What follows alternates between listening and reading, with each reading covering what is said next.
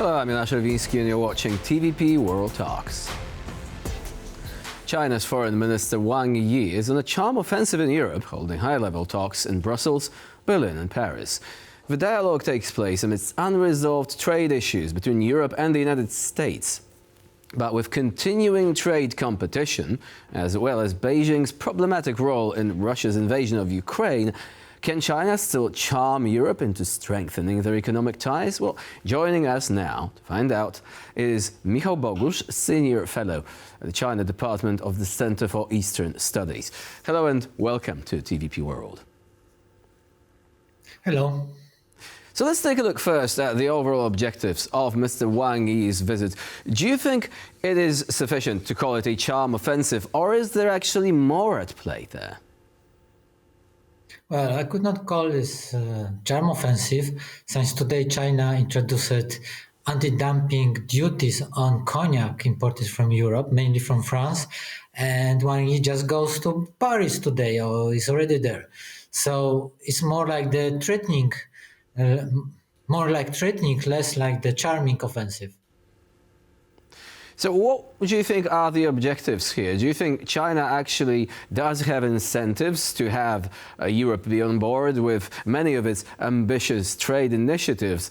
What would you say Wang Yi is essentially here for? And can he achieve the objectives that were set for him by the Chinese leadership?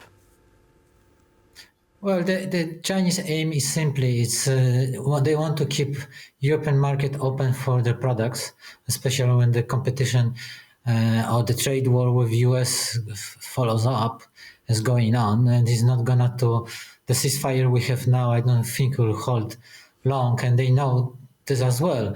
So they use the tactic, mainly the threatening by the regulation of the rare earth export, anti-dumping duties on the cognac, targeting different capitals in Europe to just block Europe from doing something against influx of the Chinese products. But it's more by the threatening and showing that this Europe is weak and unconclusive towards China.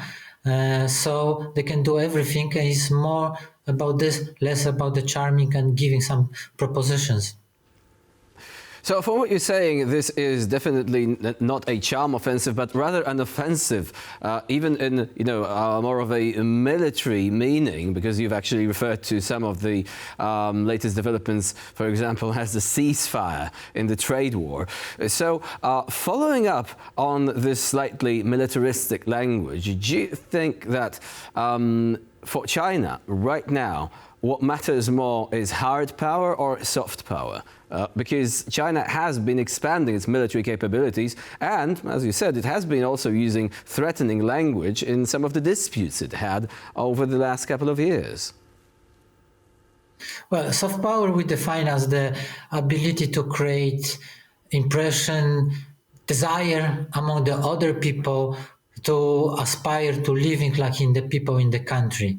So we say that US won Cold War over Soviet Union by the soft power because many people in Moscow wanted to live like the people in New York, but not many crazy people were in the New York want to live like the people in Moscow. And the same problem has China.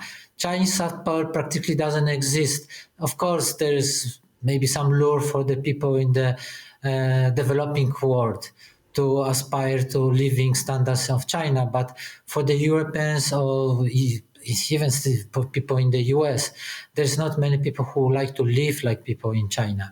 So from this perspective, China doesn't have the soft power. So practically for now can use the economical power or the military power. Military power, they are still weak and they are not capable to reach.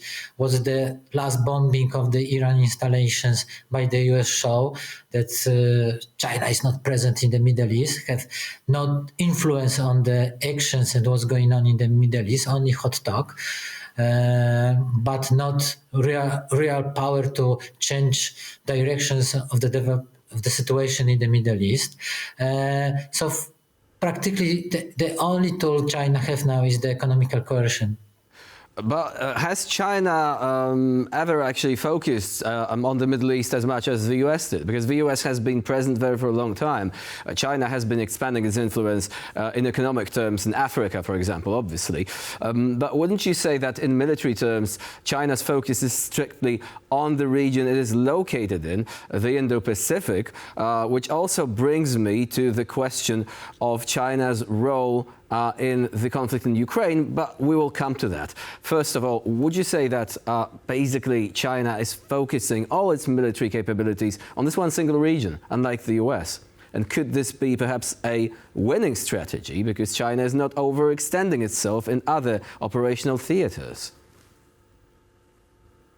Well, obviously, it's also the result of the strategic situation China is in. China is have big access to the sea, but in the reality, the sea is landlocked or locked by the first chain of the islands, which are under control of the US or US allies, the Euro de facto allies, US allies. So in this reality, China has no other option, have no capability to reach outside its region, because otherwise all the forces they could send outside this region could be very easily and fast cut out. So from this perspective, they have no other options like to focus on their own region. And about the Middle East, yes, the China tried to make the impression of its extension of its presence in the Middle East, but in the reality, all the gains China got in the few years in the Middle East was by the invitation by the local powers, like this deal between Saudi Arabia and Iran. China was not participating in this action. It was just invited in the last moment because of the way of the Saudis to show the, excuse my French, show the middle finger to Biden administration. So now, having already ventured into the world of military actions and decisive gestures, let's talk about another gesture which was apparently made by Mr. Wang Yi, at least according to the South China Morning Post. Now, what they say is that Wang Yi, during his talks with Kaja Kallas, the High Representative of the European Union for Foreign Affairs, said that China cannot afford Russia to lose the war in Ukraine, implying that this would allow the US to focus on China itself. A very, this would have been a very strong gesture there. Would you say that this could be a problem if Europe actually knows that these are China's intentions? Europe is supporting Ukraine. China is increasingly revealing what it wants from this conflict. Where do you think things could go from here? Well, this is nothing new. We know this. This is what's interesting. The interesting development is the fact that he allegedly admitted, according to South China Morning Post.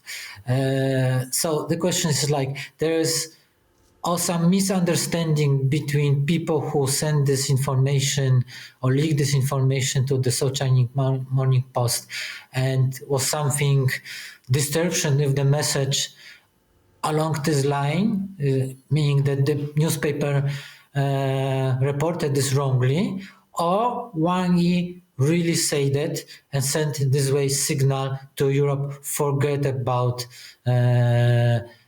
even trying to talk to us about cutting our relationship with Russia. Moreover, we are not going to influence Russia, and we will use Russia to threaten not only Ukraine, but will threaten you.